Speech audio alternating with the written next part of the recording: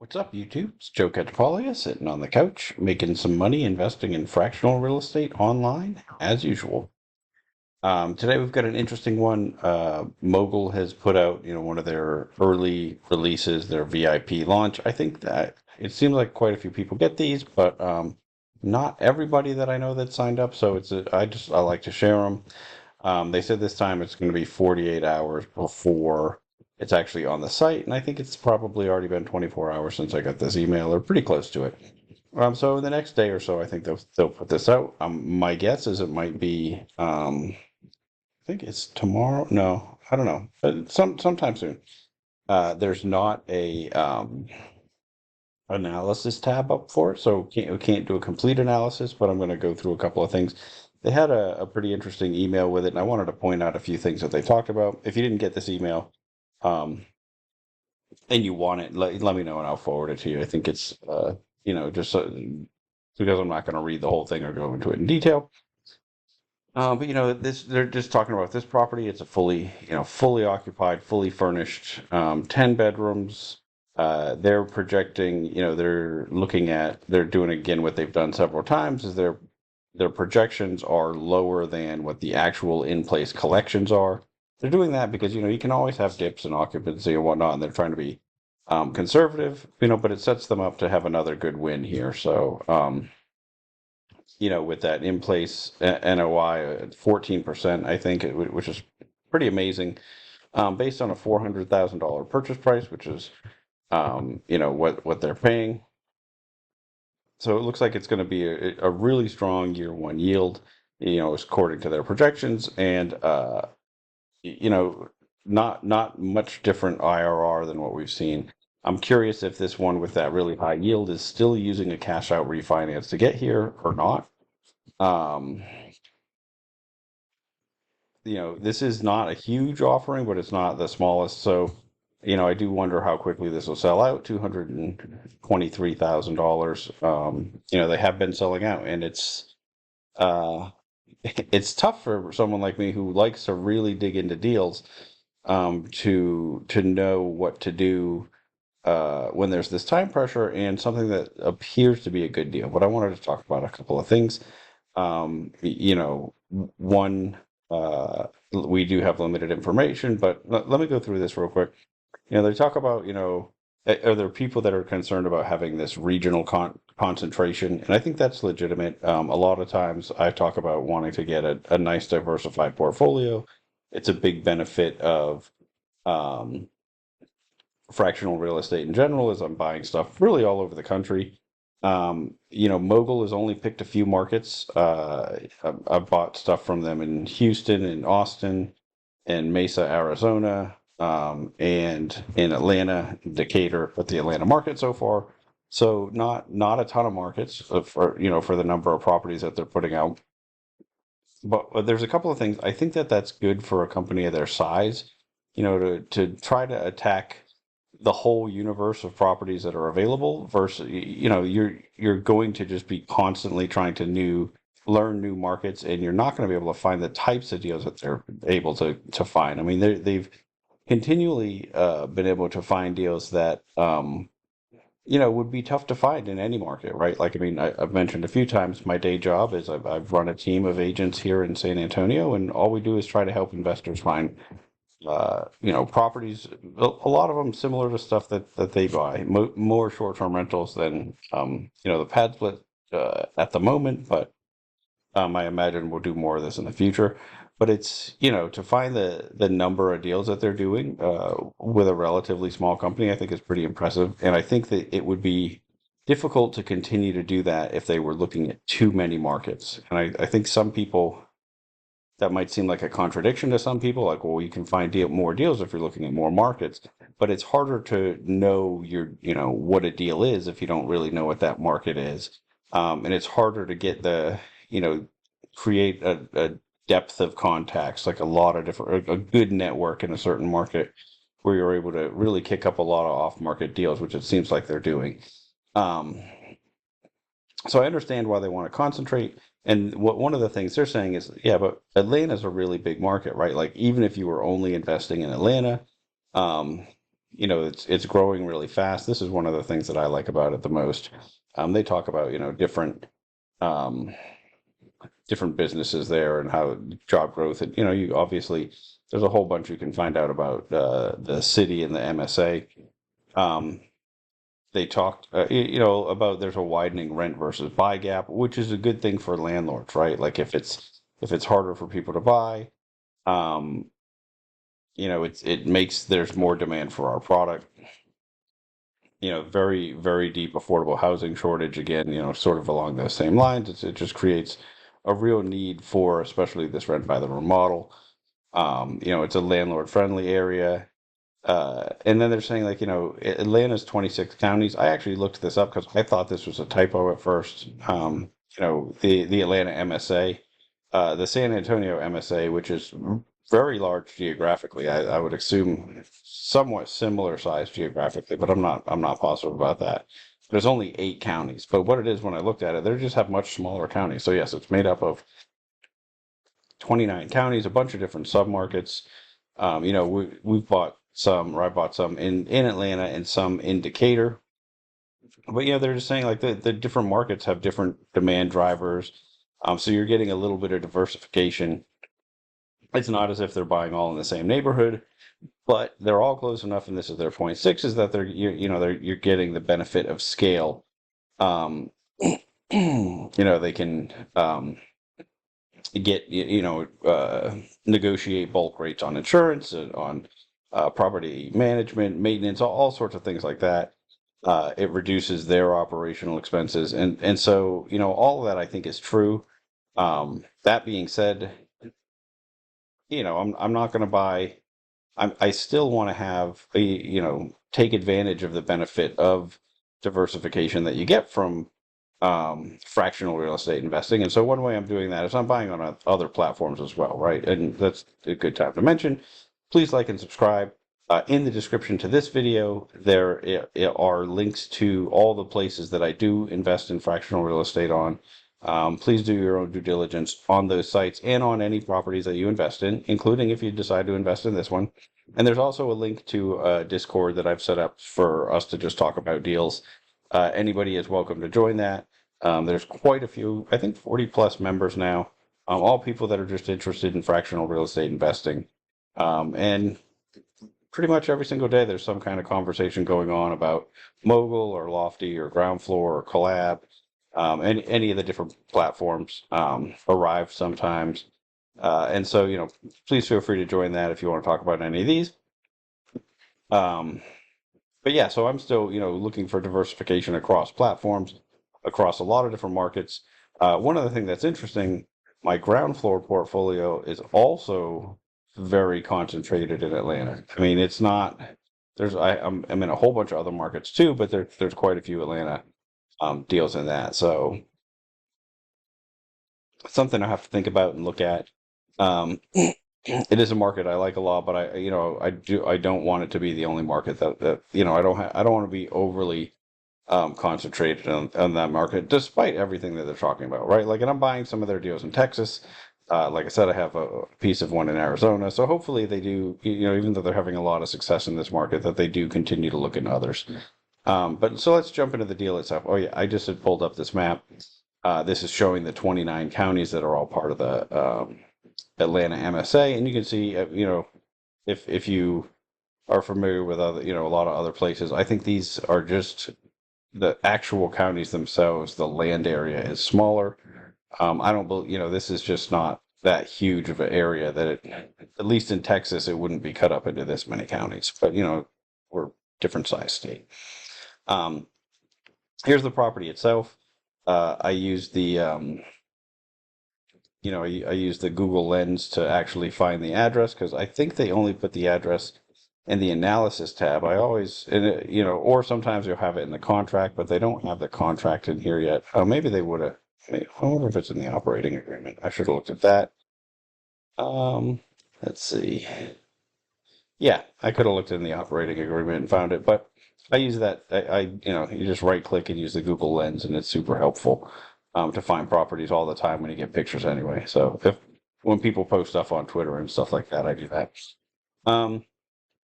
So 10 bedrooms, 4 bathrooms. They mentioned it's 2 full kitchens, 3,300 square feet. This is the first thing I'm a little bit concerned about. When you look on, there's no square footage when you look on Redfin. When you look on Zillow, they say 1604.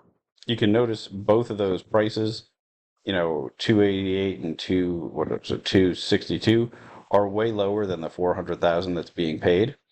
I think what the problem is neither of those are picking up the actual size of the property. And so I wanted to look at that a little bit more. And so I pulled up the Fulton County tax assessor records, and they're just showing the property as being a single floor, 1,604 square feet. Um, the description of this says, let's see, featuring 4 levels. Wait, no, is that the train station? No. This property is walking distance to the MARTA train station, featuring 4 levels, 10 bedrooms, 4 bathrooms, 2 kitchens, 2 laundry rooms, and a large paved back parking area. I don't know how they're getting 4 levels. Maybe it's like split levels, so they're not lining up. But they clearly have, like, if you look on some of these, see these ceilings, this ceiling here, it leads me to believe this is a basement bedroom. A lot of times you see those drop ceilings there. But so what I think is going on is there are, basically they finished out the basement in the full square footage of the home, and so that would get you to 32 and change. They're saying 33. I think that makes sense. If you watch, there's been another video where I talked about this and how it worries me a little bit because, when your tax assessor doesn't have the right square footage, it's possible you're being undertaxed at the moment.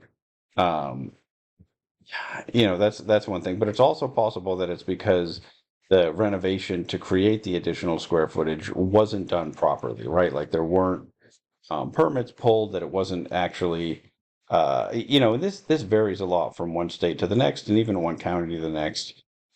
In Texas, in San Antonio, I would not, if I were buying this property, this would be a big argument with the listing agent. We'd want to price it based off of the 1,600 square feet that the county recognizes. Nobody is going to want to pay, a comparable for the 3,300 square feet here. It does not seem like, based on the limited research I've done there, it doesn't seem like there's the same reliance on county records. And so, I don't know. And this is the second time this has come up to a significant degree on one of their deals, where they're buying one that is, there's clearly, I mean, this is, just at the pictures that we can see, it's clearly more than 1,600 square feet of livable area. Um, why that doesn't show up on the records, though, it does bother me. It's something that I worry a lot about, because, like, if it is something like, for example, that was just built, no permits were pulled, it's not up to code, you end up having, some sort of fire or other liability. Sometimes that'll be a reason that an insurance company will not cover you. You told them, oh, it's X amount of feet of livable area. It turns out that, oh, well, it wasn't really. And so we're only going to cover you for half of the rebuild or whatever. There's all sorts of problems that you can run into. Um, and also, where I've had problems with this in the past is when you have tenants that raise habitability issues when they're trying to get evicted. And it turns out, you're renting space that is not, as far as the county is concerned, is not part of the livable space of the home. And so, again, I have no idea if that is an actual problem in Atlanta. Um, I probably will ask them again about, why the square footage is so far off. If you remember the last time I did, I didn't really love the response. They were just like, oh, this happens all the time. And it's true, like it happens all the time here in Texas too. But, um, here, prudent investor just doesn't move forward until we get it straightened out, right? And definitely doesn't pay for square footage that isn't recognized as actual livable space. So it'll be interesting to see. Um, but here appraisers will catch it too. Like it'll be a problem in our appraisals a lot of times, because they'll say, "Oh, well, that's you're you know they'll look at the county records and they'll say, no, this isn't that large of a home. Although sometimes they'll decide to just remeasure. So I don't know. I think that's all I'm going to say about that. If you're interested in this particular property, I would recommend digging into it a little bit more, figuring out, is that a real risk? But so, we were talking about, okay, they're purchasing it for 400,000. Those estimates are significantly lower, but these tools think it's a half the size of a property, right? And so I think and I mean, here it's clear that you've got 2 floors, right? So, I mean, that's even weirder, right? That's not showing up as 2 floors here. Um, I don't know. It was very odd to me. And I'm pretty certain that I got the right property, because this 2680 Hedgewood Lane. In any case, so it seems to me that if these, if you had the right square footage input into here, it's probably going to spit out a much higher price. And so I'm not actually worried about paying this price, provided that this 3,300 livable square feet is accurate. If they have 10 bedrooms, 4 bathrooms, and 2 kitchens, it would blow my mind to learn that it's not, right? So it would be you're not going to fit all of that into 1,600 square feet. So I believe the physical square footage is there, and it would just be something that I'd be, nervous about until I got to the bottom of how the county was missing it so badly. And it's very possible that it's just that this particular county does a poor job of keeping records, that it was built, maybe it was even at the time it was built, it was 2 levels and they just didn't pick up on it. I mean, it's really, there's no way to know, without being in that market, talking to the people at the county, um, which is what I do here, right? Like when this comes up in San Antonio and I'm looking at a deal, I just call, for us mostly, I'm calling the city, uh, because that'll let me know. Both our city and county both play a role in this, right? And some places it's all done at the county level, some places it's mostly city level, but both of them play a role in it here in San Antonio. So if I were going to commit a lot of capital to this, that'd be something that I do. At the same time, it is I think as long as you get past that issue, it seems very likely to me that the value is here at double the square footage, right? Because I mean, these estimates are just generated by looking at average price per square foot, and I don't know exactly the math that they're doing, but that's how they spit these out, and that's how comps work and whatnot. So I feel pretty good about that 400 number, provided this is right. I believe this is right in the physical sense, and so it's just getting past that issue. I think I talked about that way too long. I'm sorry about that. Um, in general, they have said this has had over a year of actuals. They've at this point, I've just really start to believe them when they say stuff like that. We have the ones that I bought, they've spit out money starting month 1, and so I think I think they're doing a good job, right? Like, they've built a lot of trust with me with the types of deals that they've taken, with the answers to questions that they've given me. You can see I have a reward balance. Thank you for someone for signing up and investing on here, using my link. So that is in the description to this video. It's nice when somebody does that. Thank you. And so let me see what else I wanted to talk about with this one. So, map wise, it does look like you've got, and even when you look at this, right, like, it seems really unlikely that this is a 1,600 square foot property. I mean, it's just too big physically, like, relative to a car and everything like that. But you can see they do have a ton of parking. I wasn't sure if there's street parking. I think that there is. I think that, yeah, there is street parking. Which, in addition to that big lot in back, with the pad split style home, I'm always worried about that. If you've watched this video this far, but this is your first video and you don't know what I mean by pad split style homes, if you look on my channel, I have one that specifically addresses co-living and pad splits and what they are. So yeah, you can check that out. But it's just when people are renting by the room, really. is in the most simplified manner. But there's a company called Padsplit that facilitates it, um, and it's a just a niche product in the real estate investment world. But yeah, parking is always one of my main issues. There's parking nearby. They talked about it being across from the Marta station, which I didn't actually notice where that was on the map. Um, I'm sure you can see, but you can see there's even without that. I mean, there's a whole bunch of bus stops already nearby, which again is the other thing. Quality concierge.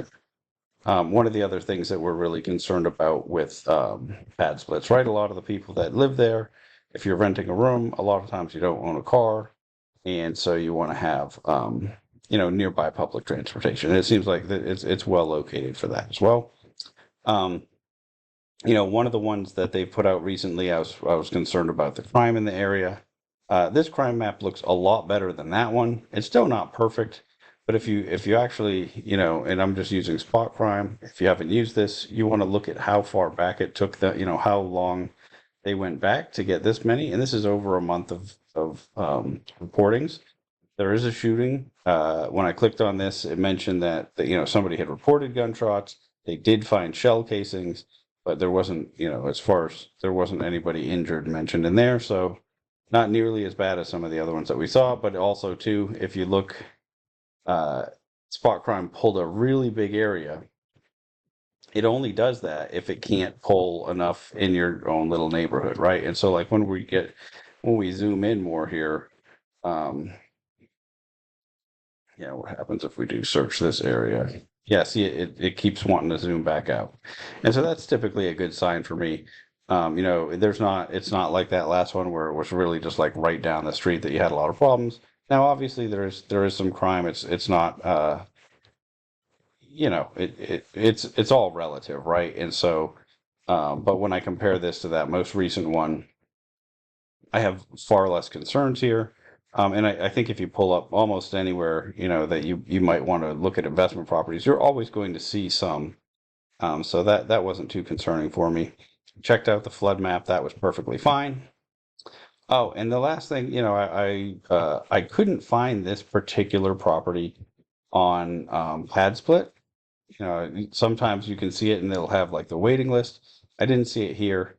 Um, I was looking at, what the different rates are, and like if you compare, even if you use this 148 rate, it lines up pretty well with what their projections are. And so oftentimes I think they're getting a little higher. But if you're somewhere in between these two, it seems like the projections that they have as far as top line revenue make perfect sense. Um, And so, yeah, I think that this one, if you can get past that one issue, with the size, with the size being wrong in the county records, um, and I think if you've watched a lot of these, I'm a very risk averse investor.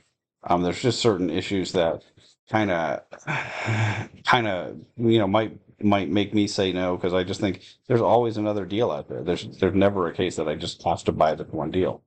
Um, but this one has a really high yield, and so I might decide to just pull the trigger and buy a little piece of this one anyway, because yes, it's possible that's creating a little bit of additional risk, but at the same time, um, having in place yield of what was it, 13 or 14%, 13%?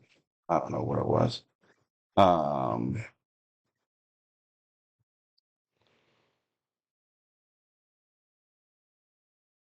well, whichever it was. I mean, it was a very strong in place yield, right? And so, um, that to me de-risks it quite a bit, unless the things that, unless at some point someone says, oh well, you're putting tenants in spaces that aren't livable spaces and you can't do that anymore, and not now you're losing half of your rentable space. In my mind the chance of that is extremely low, especially since this has been operating for a while. That is something that happens here in San Antonio. If you're, there has to be a lot of things that go wrong to get there. But if you have unpermitted space that you're putting tenants in, or that you're just using in general, and somehow the city becomes aware of this, you can be made to rip that section out, or make it compliant, or or just not use it until it's been resolved. And so that's why when I see that, it's such an issue for me. Um, whether or not, like, if you had to put a percentage chance of something on that happening, I typically think it's extremely low. I wouldn't ever pick a number because it's really just a guess. And so, your risk reward for that, it's just like every other issue. Um, it's just one where I think maybe it's a bigger issue here than maybe it is there, because now it's the second time that I've seen them buy one like this.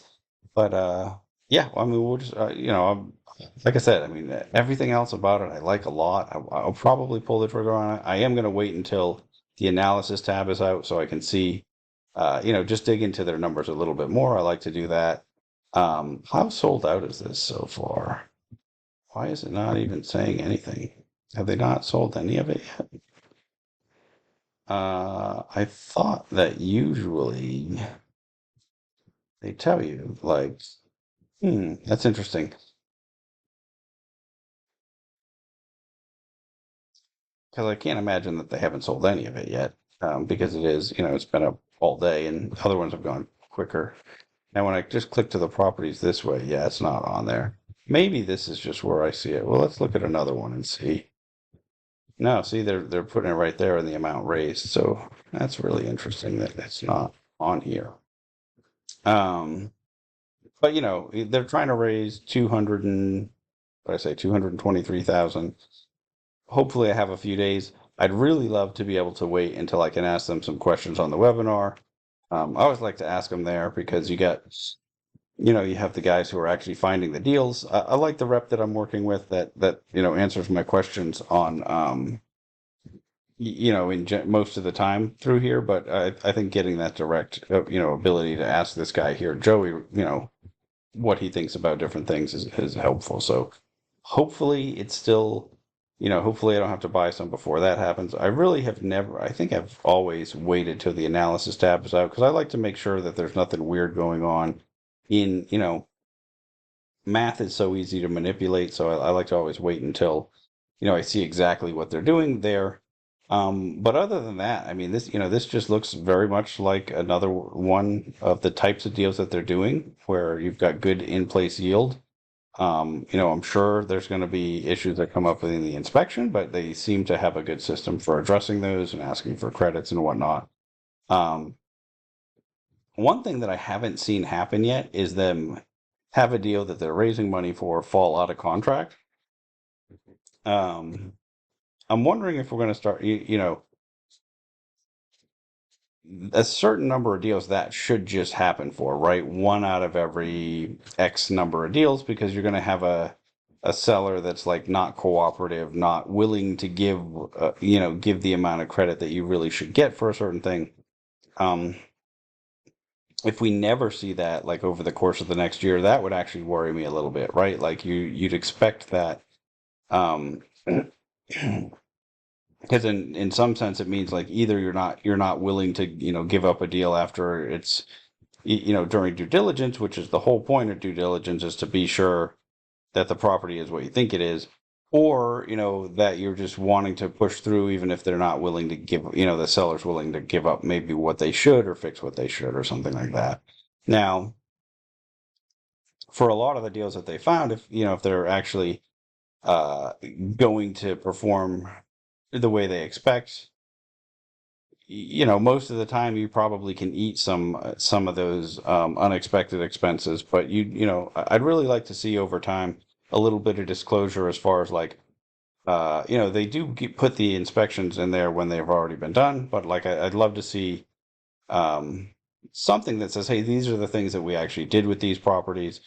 These are the things, we do get to see contracts, but sometimes I think they have amendments and maybe those don't get uploaded.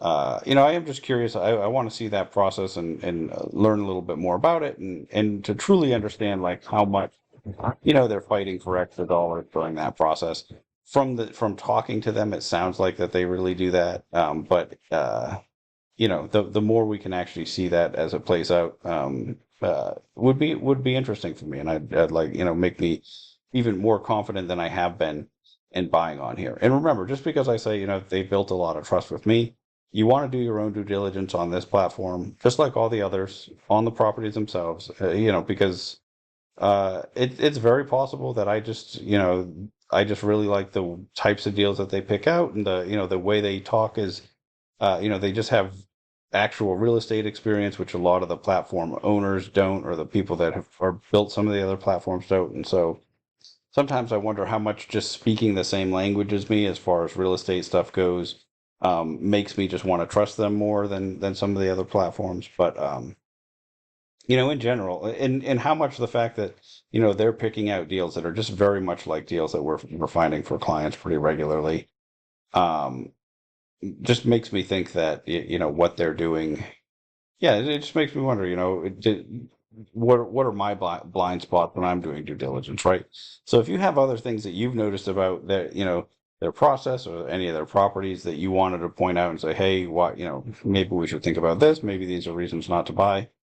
Please feel free to put comments in the comment section below, or to jump into the Discord, and talk about it there, because I'm always curious to learn more about because obviously there's always more to learn when it comes to investing, and I think the more that we can like help each other like that, the better product we'll eventually end up with, because we'll get to give some of them feedback and whatnot. Okay, I think that's plenty of that for today. Once the analysis tab does come out, and if I get answers to any additional questions, I might do a follow up on this one. Um, and if you have any questions that you want me to ask when I reach out to them, feel free to let me know. That is it for now. Until next time, I'm just going to keep making mistakes so that you don't have to.